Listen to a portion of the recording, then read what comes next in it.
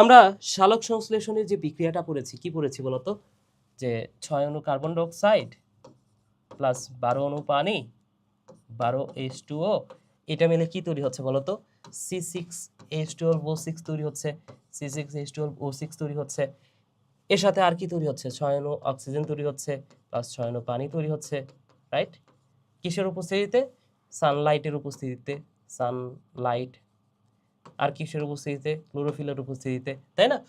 আচ্ছা, তাহলে এটা কি আমি বলতেছি সালোক সংশ্লেষণের বিক্রিয়া। এখন সালোক সংশ্লেষণের সম্পর্কে আরো ছোট্ট একটা কথা মনে রাখতে হবে, সেটা হচ্ছে ভাইয়া, একটা সাল মনে রাখো, একটা সাল মনে রাখো, 1905 সাল। সালটা কত সাল? সালটা হচ্ছে 1905 সাল। 1905 সাল। এই 1905 সালে একজন বিজ্ঞানী, জানা হচ্ছে কালো মানুষ, হ্যাঁ, কালো মানুষ বা ব্ল্যাক ম্যান, ঠিক আছে? তাহলে একজন বিজ্ঞানী, জানা হচ্ছে কালো মানুষ, সে এই সালোক সংশ্লেষণকে দুইটা পর্যায়ে ভাগ করেন। কয়টা? দুইটা। ঠিক আছে, তো উনি ওই 1905 সালে সালোক সংশ্লেষণকে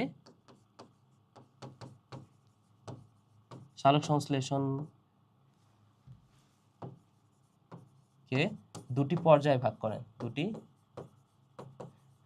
পর্যায়ে ভাগ করেন। দুইটি পর্যায় কি কি? প্রথম যে পর্যায়টা, সেটাকে বলা হয় আলোক পর্যায়। কি বলা হয় ভাইয়া? সেটাকে বলা হয় আলোক পর্যায়, আলোক পর্যায়। এবং দ্বিতীয় যে পর্যায়, সেটাকে বলা হয় অন্ধকার পর্যায়। কি বলা হয়? এটাকে বলা হয় অন্ধকার পর্যায়। তাহলে দুইটা পর্যায়ে, প্রথমটা হচ্ছে আলোক পর্যায় এবং দ্বিতীয়টা হচ্ছে অন্ধকার পর্যায়। তাহলে একটা বিষয় চিন্তা করে দেখো, আলোক পর্যায় তো আলোতে ঘটবে, তাহলে অন্ধকার পর্যায় অন্ধকারেই ঘটবে, তাই না? এখানে তো খেলাটা। আলোক পর্যায়ে আলোতে ঘটে, এটা ঠিক ঠিক আছে, কিন্তু অন্ধকার পর্যায়, এটা যে অন্ধকারেই ঘটবে বিষয়টা এমন না, এটা আলোতেও ঘটতে পারে, অন্ধকারেও ঘটতে পারে, কোনো সমস্যা নাই। আলো থাকলেও সমস্যা নাই, আলো না থাকলেও সমস্যা নাই। এই কারণে যেহেতু এটা দুই জায়গাতেই ঘটতে পারে, অন্ধকার পর্যায়ের অপর নাম হচ্ছে, এটাকে বলা হয় আলোক নিরপেক্ষ পর্যায়। কি বলা হয়? আলোক নিরপেক্ষ পর্যায়, নিরপেক্ষ পর্যায়। আর যেটা হচ্ছে আলোক পর্যায়, সেটার আরেকটা নাম হচ্ছে আলোক নির্ভর পর্যায়।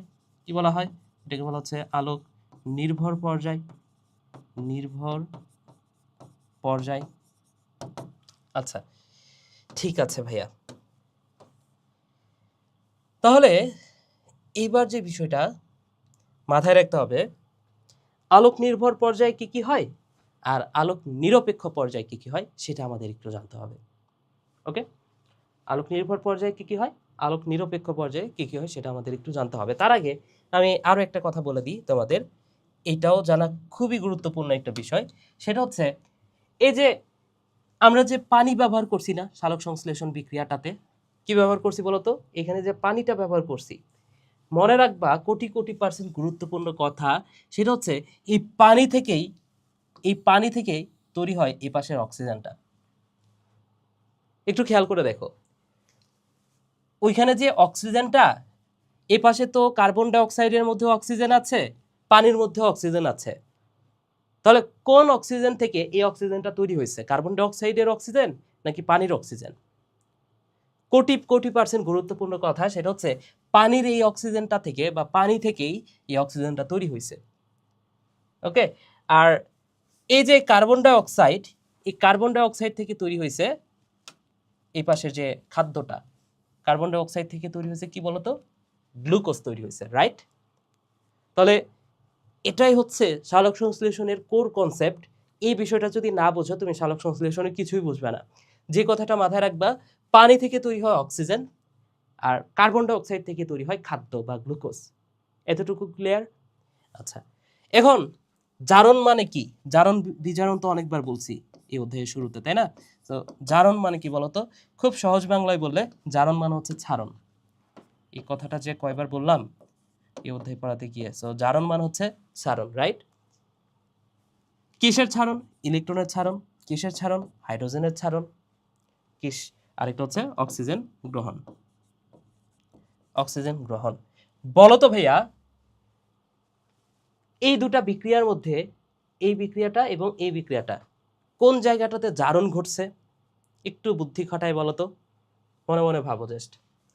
এখানে একটু খেয়াল করে দেখো, এখানে হাইড্রোজেন আছে, এখানে হাইড্রোজেন নাই। তাহলে হাইড্রোজেনের সারণ ঘটছে না এই বিক্রিয়াটাতে, হাইড্রোজেনের সারণ ঘটছে না। তাহলে হাইড্রোজেনের সারণ মানে কি? হাইড্রোজেনের সারণ মানে হচ্ছে জারণ। তাহলে জারণ বিক্রিয়া কোনটা? এটাই নিশ্চয়ই সেই জারণ বিক্রিয়া, এটাকে বলা হচ্ছে জারণ বিক্রিয়া, রাইট? আর কার্বন ডাই অক্সাইড দেখো হাইড্রোজেন যোগ হয়েছে, কার্বন ডাই অক্সাইড থেকে তো গ্লুকোজ তৈরি হয়েছে। কারণ কার্বন ডাই অক্সাইডে কোনো হাইড্রোজেন নাই, কিন্তু গ্লুকোজে হাইড্রোজেন আছে। তাহলে বিজারণটা কোথায় ঘটছে? হাইড্রোজেন যোগ মানে যদি বিজারণ হয়, তাহলে এই বিক্রিয়াটাকে আমি বলতে পারবো এটা হচ্ছে বিজারণ বিক্রিয়া, তাই না? ওকে, এখন যে কথাটা মনে রাখার বিষয় সেটা হচ্ছে জারণ ঘটে আলোক পর্যায়ে। যে কথাটা মাথায় রাখবো ভাইয়া, জারণ ঘটে আলোক পর্যায়, আলোক পর্যায়ে, আর বিজারণ ঘটে অন্ধকার পর্যায়ে, বিজারণ ঘটে অন্ধকার পর্যায়ে, রাইট? ওকে, তাহলে আমরা বুঝতেই পারতেছি যে এই আলোক পর্যায়, এই আলোক পর্যায় এটা এখানে জারণ ঘটবে, জারণ ঘটাইতে হবে, আর এইখানে ঘটাইতে হবে বিজারণ, রাইট? এখানে ঘটাইতে হবে বিজারণ, বিজারণ। আরও একটা কথা মনে রাখবা, আলোক পর্যায় এটা সংঘটিত হবে ক্লোরোপ্লাস্টে, তো তাই না? ক্লোরোপ্লাস্টেই তো হবে। এখন ক্লোরোপ্লাস্টের কোন জায়গাটাতে? ক্লোরোপ্লাস্টের থাইলাকয়েড মেমব্রেনে। কোথায় ভাইয়া? এটা সংঘটিত হবে ক্লোরোপ্লাস্টের থাইলাকয়েড মেমব্রেনে। আচ্ছা, তো আলোক পর্যায় এটা সংঘটিত হবে ক্লোরোপ্লাস্টের থাইলাকয়েড মেমব্রেনে, ক্লোরোপ্লাস্টের থাইলাকয়েড মেমব্রেনে, থাইলাকয়েড মেমব্রেনে এটা সংঘটিত হবে। আর অন্ধকার পর্যায় এটা কোথায় সংঘটিত হবে? ক্লোরোপ্লাস্টের স্ট্রোমায়। কোথায়? ক্লোরোপ্লাস্টের স্ট্রোমায় এটা সংঘটিত হবে, ক্লোরোপ্লাস্টের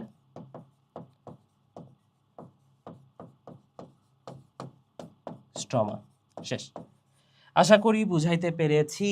ওকে, এখন আলোক পর্যায়ে যেহেতু জারণ ঘটে, তাহলে আমরা বুঝতে পারলাম যে আলোক পর্যায়ে কি হবে? পানি থেকে অক্সিজেন তৈরি হবে। বুঝতেই পারতেছো আলোক পর্যায়ে কি তৈরি হবে ভাইয়া? এই যে পানিটা ভেঙে অক্সিজেনে পরিণত হবে, পানিটা ভেঙে কিসে পরিণত হবে? অক্সিজেনে পরিণত হবে। আর অন্ধকার পর্যায়ে বা আলোক নিরপেক্ষ পর্যায়ে কি হবে? কার্বন ডাই অক্সাইডটা গ্লুকোজে পরিণত হবে, কার্বন ডাই অক্সাইডটা C6H12O6 এটাতে পরিণত হবে। তাহলে বুঝতে পারলা? তাহলে বলো তো ভাইয়া, তোমাকে যদি জিজ্ঞেস করে যে সালোক সংশ্লেষণ কি ধরনের বিক্রিয়া, জারণ বিজারণ নাকি অন্য কিছু? অবশ্যই এটা জারণ বিজারণ বিক্রিয়া, রাইট? আচ্ছা, তাহলে এটা তো হইলো পানি থেকে অক্সিজেন তৈরি হইলো, ভালো কথা।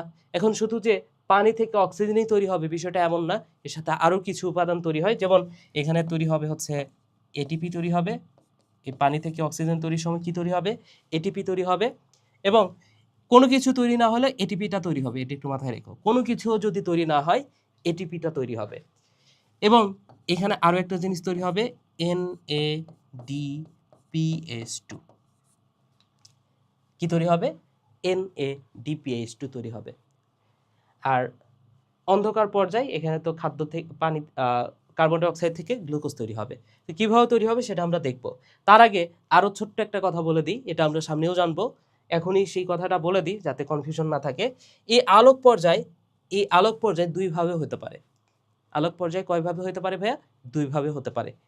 তো আলোক পর্যায় হইতে পারে দুইভাবে। একটাকে বলা হচ্ছে চক্রীয় ফটোফসফোরাইলেশন, আর একটা হচ্ছে অচক্রীয় ফটোফসফোরাইলেশন। ওকে, তো আলোক পর্যায় এটা দুইভাবে ঘটতে পারে, একটা হচ্ছে চক্রীয় আর একটা হচ্ছে অচক্রীয়। ঠিক আছে, এটা একটু লিখেই দিই যাতে তোমাদের কোনো ধরনের কনফিউশন না থাকে। এখানে লিখে দিই, জাস্ট বুঝে নাও। আমি তো মুখে বলছি, তাই না? তো মুখে বলছি, এটা একটু মাথায় রাখো, মাথায় নিয়ে নাও এটা, যে আলোক পর্যায় এটা দুইভাবে হতে পারে। একটা হচ্ছে অচক্রীয়, একটা হচ্ছে অচক্রীয়, আর একটা হচ্ছে চক্রীয় ফটোফসফোরাইলেশন। কেন ফটোফসফোরাইলেশন? এটার পুরোটা আমি পূর্ণ করি নাই, চক্রীয়, আচ্ছা লিখে দিই, অচক্রীয় ফটোফসফোরাইলেশন, ফটোফসফোরাইলেশন, আরেকটা হচ্ছে চক্রীয় ফটোফসফোরাইলেশন। তো ফটোফসফোরাইলেশন মানে কি? ফসফোরাইলেশন মানে তো বুঝতেছো যে ফসফেট যোগের প্রক্রিয়া। ফটোফসফোরাইলেশন মানে হচ্ছে আলোর সাহায্যে ফসফেট যোগের প্রক্রিয়া। তাহলে ফসফেটটা যোগ হয় কার সাথে বলো তো? এডিপির সাথে ফসফেট যোগ হয় না? এই যে এই এডিপির সাথে ফসফেট যোগ হয়ে যে এটিপি তৈরি করতেছে। আমি তো একটা কথা বলছি একটু আগে, তোমার মনে আছে কিনা, যে এখানে কোনো কিছু যদি তৈরি না হয়, এই পানি থেকে অক্সিজেনও যদি তৈরি না হয়, NADPH2 যদি তৈরি না হয়, কি তৈরি হবে বলো তো? এটিপিটা তৈরি হবে। তাহলে এই চক্রীয় অচক্রীয়র মাধ্যমে কি তৈরি হবে বলো তো? এটিপি তৈরি হবে। এই কারণে তো ফটোফসফোরাইলেশন। ফসফোরাইলেশন মানে হচ্ছে ফসফেট যোগের প্রক্রিয়া, বা এই যে এটিপি তৈরির প্রক্রিয়া, এটাও আমি বলতে পারি। আলোর সাহায্যে যেহেতু হয়, এ কারণে ফটো। আচ্ছা, আর আলোক নিরপেক্ষ পর্যায় এটা তিন ভাবে ঘটতে পারে। একটা হচ্ছে C3 চক্রের মাধ্যমে হতে পারে, একটা হচ্ছে C3 চক্র, একটা হচ্ছে C4 চক্র, আর একটা হচ্ছে ক্যাম ক্যাম ক্রাসালোসিয়ান অ্যাসিড মেটাবলিজম। এই তিন ভাবে এই অন্ধকার পর্যায়টা হইতে পারে।